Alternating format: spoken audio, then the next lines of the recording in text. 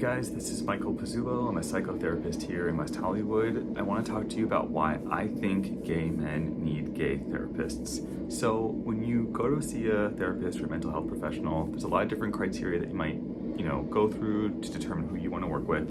And I want to emphasize that choosing a therapist is such a personal choice, and you definitely want to go with your gut and go with your intuition and go with who you really connect with. But there are often different criteria people use to narrow things down. Obvious things are like, cost, location, modality, specialty, things like that. But then people often, if you live in a city where there's a lot of options, a lot of clinicians, then you can get more specific. And a lot of people will start to think about, gender, sexuality, race, things like that. And particularly a lot of people who are LGBT identified or gay identified will want to work with a gay therapist. And I want to tell you why I think that's actually a really smart idea.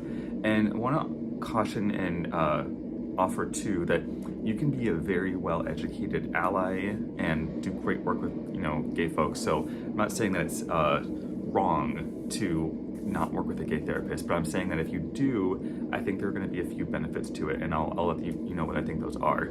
I have three key things in mind. So first is, it's going to save you time. So if you work with someone who's not gay, there are certain nuances and details to the gay male experience that they're just not going to know, which is okay, but it means that you're going to have to take the time to explain them to them, or at least make sure that they know about them, even if they are educated enough. So again, it's not that it's, a barrier that you can't get over, but it is going to be another step in the process that you've got to go through, and it's just going to take a little bit of time and money. So I think it's a little bit less efficient for that reason.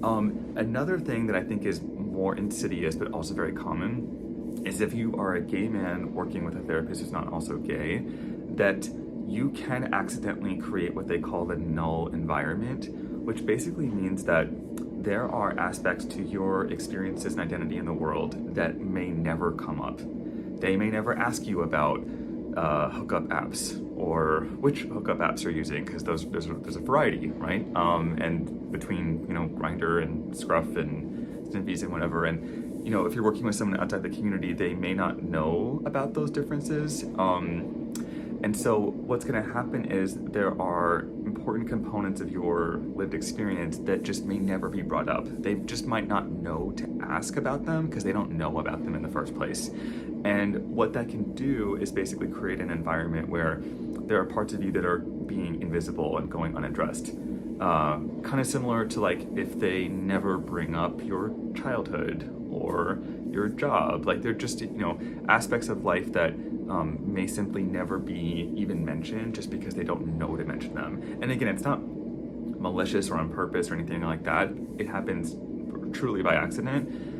But it's something to keep in mind that there may be certain topics that a non-gay therapist will never bring up. And so if you're working with them, just make sure that you do it and make sure that you bring those things forward because they may not know to.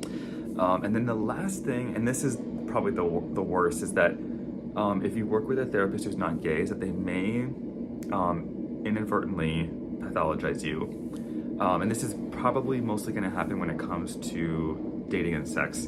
So, for example, there are certain sexual practices in the gay community that are super common, again, going on apps, maybe going to bathhouses or sex parties or open relationships, stuff like that, right? Stuff that in the gay community is very normal, but in the straight community is a little bit more taboo, and which is completely fine.